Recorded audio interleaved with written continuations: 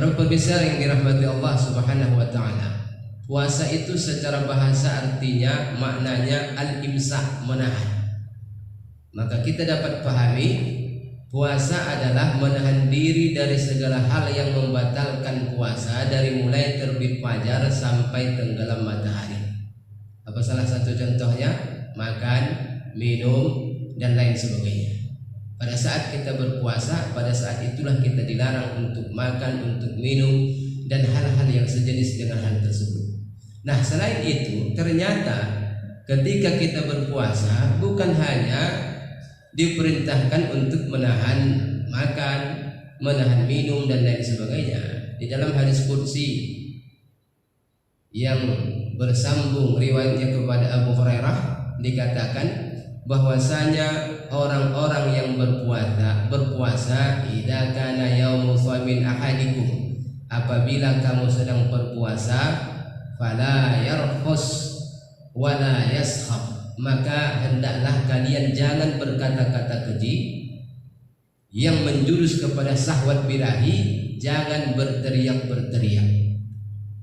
Bahkan sambungan hadis tersebut menunjuk kepada kita ketika ada orang yang mengajak kita, mencaci kita, mengajak kita untuk bertengkar, maka hadis ini memberikan satu isyarat kepada kita, falyakul inni mru'un shaim, maka hendaklah kepada orang yang dimaki, dicaci, difitnah dan lain sebagainya itu, yang diajak bertengkar, maka hendaklah dia berkata, inni mru'un shaim, aku lagi dalam keadaan berpuasa.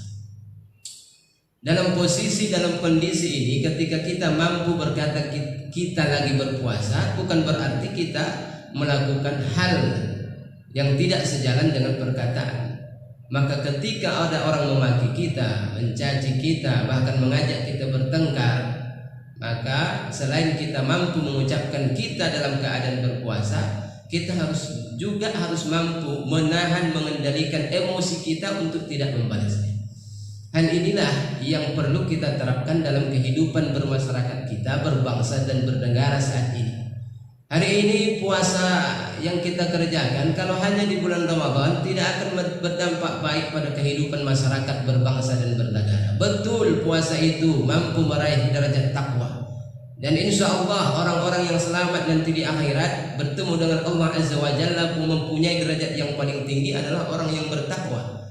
Tapi kalau hanya sekedar puasa diterapkan pada bulan Ramadan, hanya sekedar menahan makan dan haus, dahaga doang, tidak akan berdampak baik dalam kehidupan bermasyarakat, berbangsa dan bernegara ini. Maka mari kita lihat bagaimana Baginda Sallallahu Alaihi Wasallam, dia mampu menahan, mengendalikan emosi, dia mampu mengendalikan syahwat birahi politik kekuasaan dalam kehidupan dia sebagai seorang manusia biasa, dalam kehidupan dirinya sebagai seorang pemimpin bangsa ketika itu. Hari ini kita lihat kondisi kita, rakyat Indonesia yang serba susah. Lalu kemudian kita lihat berbagai macam informasi dari media online, media televisi, catatan-catatan koran, majalah dan lain sebagainya. Dalam situasi yang serba sulit ini, kita masih melihat bagaimana dahsyatnya para pemimpin-pemimpin bangsa ini mempertontonkan syahwat birahi untuk mengejar kekuasaan dan lain sebagainya. Tak mampu menahan emosi, ego sektoral, egois, hanya menunjukkan keegoisan, sehingga kemudian tujuan keutamaan seorang pemimpin untuk mensejahterakan rakyat itu dikesampingkan.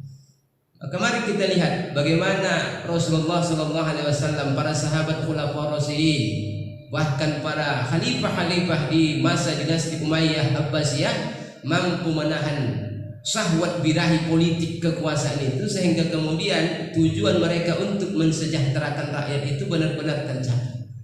Satu ketika Rasulullah SAW pernah sholat berjamaah Isya, lalu kemudian para sahabat ketika itu sholat di belakang Rasulullah SAW. Di jajaran sahabat itu ada Sayyidina Umar bin Khattab, salah seorang sahabat yang paling berani selalu bertanya kepada Rasulullah itu adalah Sayyidina Umar bin Khattab. Ketika sholat berjamaah, apa yang terjadi? Sholat berjamaah Isya di malam itu, ketika Rasulullah rukuk, sujud dan lain sebagainya, rukuk, sujud, i'tidal, duduk di antara dua sujud, terdengar gesekan seperti sendi-sendi tulang yang bergesekan, krek-krek. Para sahabat ketika itu bingung, penasaran, kenapa ada bunyi seperti sendi-sendi tulang yang bergesekan? Dan suara itu bersumber dari tempat imam. Apakah suara gesekan sendi tulang itu berasal dari tubuh mulia Rasulullah SAW? Lalu kemudian ketika salat berjamaah Isya itu selesai, para sahabat berkerumun ke dekat Rasulullah SAW. Lalu kemudian sahabat yang mulia Sayyidina Umar bin Khattab bertanya kepada Rasulullah, "Ya Rasulullah, kami mendengar seperti ada gesekan sendi-sendi tulang yang bergesekan. Apakah engkau sakit ya Rasulullah?" Ditanya sahabat Umar dengan sahabat-sahabat yang lain. Lalu kemudian Rasulullah SAW berkata, "Kalian jangan khawatir, kalian tidak usah takut, aku dalam keadaan sehat." Kata Umar bin Khattab, "Tidak ya Rasulullah, jelas kami dengar sendiri seperti ada gesekan sendi tulang ketika engkau ruku, i'tidal dan sujud ya Rasulullah. Apakah engkau sakit wahai Rasulullah?" Kata Rasulullah SAW, "Tidak wahai Umar, tidak wahai sahabat-sahabat, aku dalam keadaan sehat walafiat." Lalu kemudian sahabat-sahabat yang lain menimpali, "Tidak ya Rasulullah, kami jelas mendengar gesekan sendi tulang itu seakan-akan dari tubuhmu yang mulia ya Rasulullah." Kata Rasulullah SAW, sehingga kemudian Rasulullah karena paksaan para sahabat membuka baju beliau, lalu kemudian nampaklah tubuh beliau, perut beliau yang indah dan mulia ditutupi oleh kain yang di dalam kain itu ada batu-batu sebesar kerikil. Ternyata gesekan batu-batu itulah yang menimbulkan suara gemerincing seperti suara sendi-sendi tulang yang bergesekan. Kata Sayyidina Umar bin Khattab, "Ya Rasulullah, kenapa engkau tutup perutmu dengan kain yang di dalamnya ada batu kerikil ya Rasulullah?" Kata Rasulullah SAW, "Wahai sahabatku, aku lapar dan tidak ada makanan yang bisa kumakan." Sekelas Rasulullah, presiden pertama di negara Islam Madinah, tapi bisa merasakan lapar. Kenapa dia lapar? Padahal dia seorang presiden, dia raja dari sebuah kerajaan Islam Madinah, tapi dia merasakan lapar. Dia merasakan lapar karena dia merasakan bagaimana sulitnya kehidupan rakyat pada saat itu.